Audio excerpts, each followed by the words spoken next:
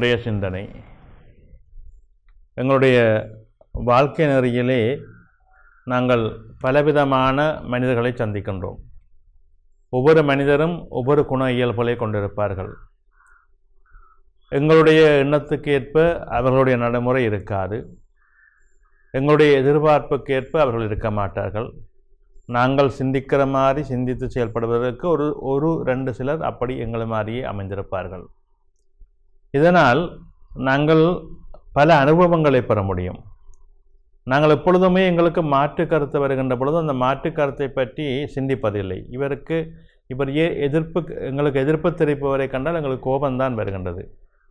எங்களுக்கு எதிர்மறையான கருத்து சொல்பவர்களை பார்த்தால், எங்களுக்கு எதிர்ப்பு தெரிவிப்பவர்களை பார்த்தால் எங்களுக்கு கோபம்தான் வருகின்றது. அவர்கள் ஏன் இதை சொல்லுகிறார்கள் என்று நாங்கள் சிந்திப்பதை தவிர்க்கின்றோம்.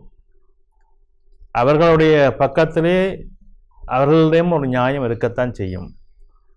இரண்டு பக்கங்களை நாங்கள் பார்க்க வேண்டும். நாணயத்துக்கு இரண்டு பக்கங்கள் போல ஒவ்வொரு மனிதனுக்குள்ளும் ஒவ்வொரு நியாயம் இருக்கும், ஒரு தர்மம் இருக்கும்.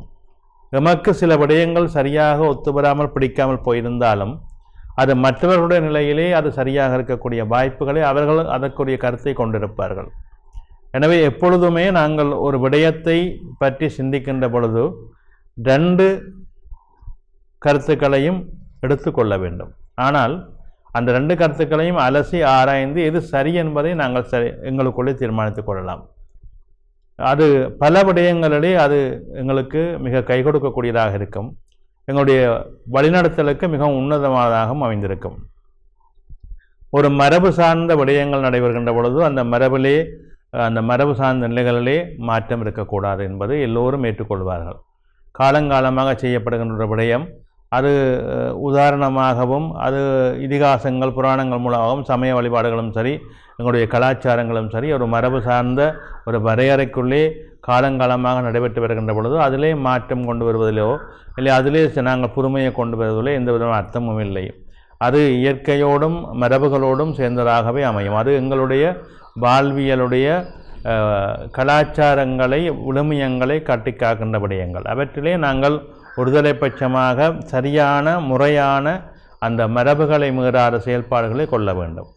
எங்களுடைய தனிப்பட்ட விடயங்களிலே கருத்து வருகின்ற பொழுது நாங்கள் மற்றவருடைய கருத்துக்களுக்கும் ஒரு இடம் கொடுக்க வேண்டும். இது இயல்பான ஒரு நிலை. அதை கொடுத்து பாருங்கள்.